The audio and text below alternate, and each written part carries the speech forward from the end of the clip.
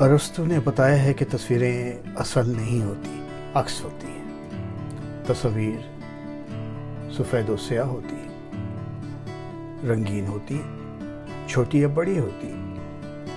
ارسطو کی اس بات سے بھلا کون منکر ہو سکتا ہے؟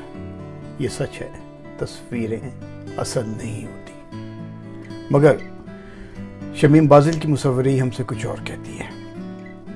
شمیم بازل وہ مصور ہے جو تصویروں کو اصل بنا کر پیش کرتا ہے، اور یہ کمال کسی بھی مصور کے پاس اگر ہے تو یہ یقینی طور پہ عطائے خداوندی ہے، اور شمیم بازل ہمارا دوست اس دولت کامیاب سے مالا مال ہے۔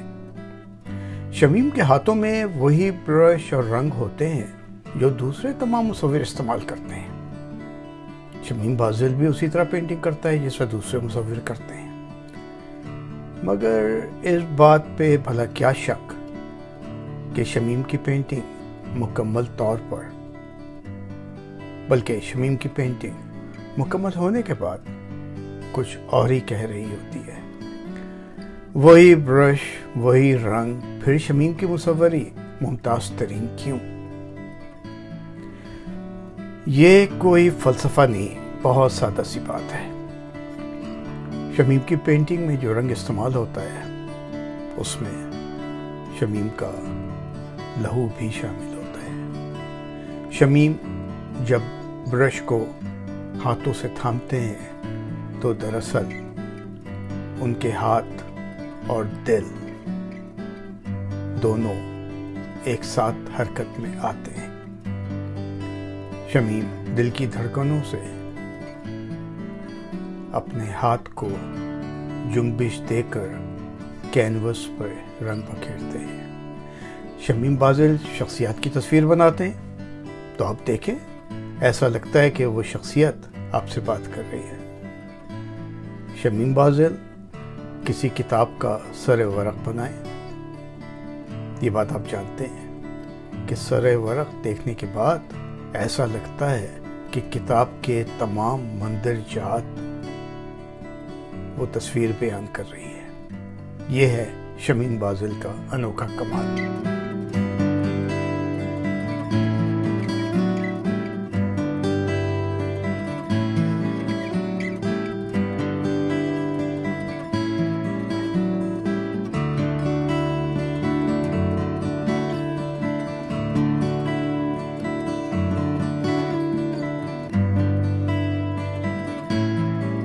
شمیم کی پینٹنگز کے بارے میں بہت کچھ کہا جا سکتا ہے، مگر فن شناس یہ جانتے ہیں کہ شمیم کی پینٹنگز میں معاشرے کی ناہمواریاں، انسان اور انسانیت، سورج کی تپش، چاندنی کی ٹھنڈک، سمندر کی گہرائی، دریا کی روانی، بھوک کی تڑپ، ہرس کی جھڑپ، جنگلوں کی سرسراہٹ اور محبتوں کی آہٹ، ان سبھی معاملوں کو شمیم بازل مصوری کا موضوع بناتے ہیں اور خوب بناتے ہیں۔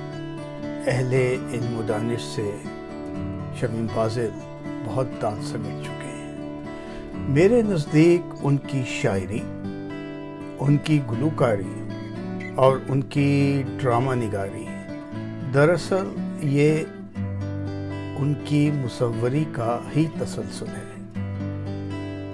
شمیم نے بہت محنت کر کے خود کو منوایا ہے۔